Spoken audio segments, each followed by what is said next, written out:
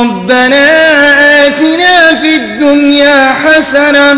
وفي الآخرة حسنة وقنا عذاب النار۔ میرے اسلامی بھائیوں، اللہ تبارک و تعالیٰ نے انسانوں کو اس دنیا کے اندر بھیجا اور اس کی رشد و ہدایت کے لیے انبیاء و رسول مبعوث فرماتے رہے، اور جتنے نبی اس دنیا کے اندر بھیجے گئے، جتنے رسول اس دنیا کے اندر بھیجے گئے، سب کی ایک ہی دعوت تھی کہ اللہ تبارک و تعالیٰ کے ساتھ کسی کو شریک نہ کیا جائے، اللہ تبارک و تعالیٰ کو ایک مانا جائے اور اسی کی عبادت و پرستش کی جائے۔ میں نے جو آیت آپ کے سامنے پڑھی ہے، اس کا بھی تعلق اسی چیز کے ساتھ ہے۔ ہم اور آپ آئے دن جمعہ کے خطبہ میں، جلسوں میں اس طرح کی آیتوں کو سنتے رہتے ہیں۔ اللہ تبارک و تعالیٰ نے ارشاد فرمایا کہ ان اللہ لا یغفر ان یشرک بہ ویغفر ما دون ذلک لمن یشاء، کہ اللہ تبارک و تعالیٰ شرک کے علاوہ تمام گناہوں کو معاف کر سکتا ہے اگر وہ چاہے۔ اب اگر کوئی جان بوجھ کر شرک کرتا ہے تو اس کا انجام بھی اللہ تبارک و تعالیٰ نے ارشاد فرمایا کہ انہ من یشرک باللہ فقد حرم اللہ علیہ الجنہ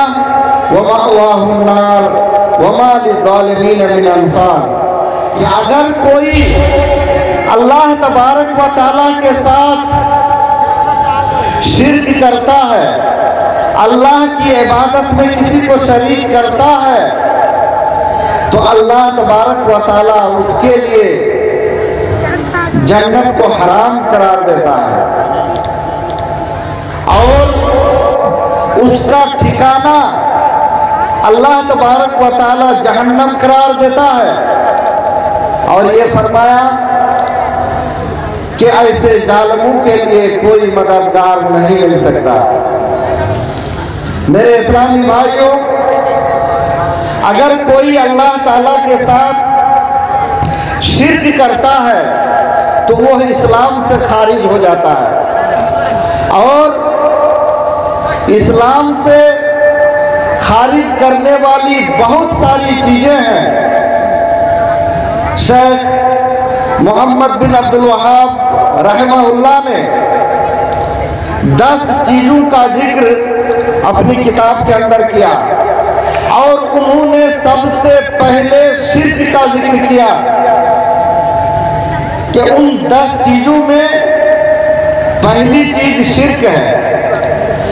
اور سب سے جو آخری چیز کا ذکر کیا ہے محمد بن عبد الوہاب رحمہ اللہ نے، انہوں نے کہا کہ الاعراض عن دین اللہ، کہ دین سے اعراض کرنا بھی شرک ہے۔ جس طرح سے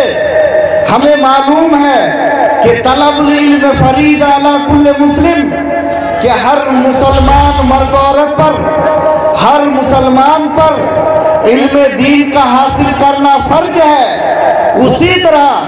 اگر کوئی یہ جانتے ہوئے دین اسلام سے اعراض کرتا ہے تو وہ بھی دین اسلام سے خارج ہو جاتا ہے۔ تو محمد بن عبد الوہاب نے جو 10ویں چیز کا ذکر کیا، انہوں نے یہ فرمایا کہ الاعراض عن دین اللہ، کہ دین اسلام سے اعراض کرنا، دینی تعلیم حاصل کرنے سے اعراض کرنا بھی دین اسلام سے خارج کر دیتا ہے۔ اور اس کی دلیل انہوں نے یہ دی کہ وَمَنْ أَظْلَمُ مِمَّنْ ذُكِّرَ بِآيَاتِ رَبِّهِ ثُمَّ أَعْرَضَ عَنْهَا إِنَّا مِنَ الْمُجْرِمِينَ مُنْتَقِمُونَ،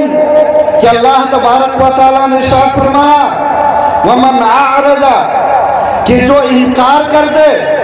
جب اس کے سامنے اللہ تبارک و تعالیٰ کی آیتوں کا ذکر ہو تو اس سے وہ انکار کرے. اور اس کے بارے میں بتایا کہ اِنَّا مِنَ الْمُجْرِمِينَ مُنْتَقِمُونَ. اللہ تبارک و تعالیٰ نے اسی آیت کریمہ کے اندر آخر میں فرمایا کہ میں مجرمین سے بدلہ لے کر رہوں گا. تو گویا کہ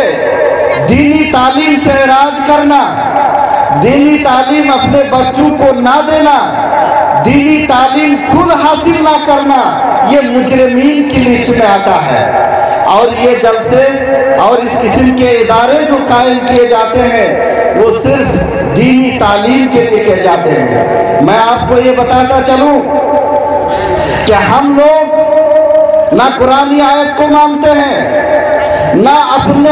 اپنی آخرت کے لیے کام کرتے ہیں، اور نہ ہی اپنی دنیا کے لیے کام کرتے ہیں.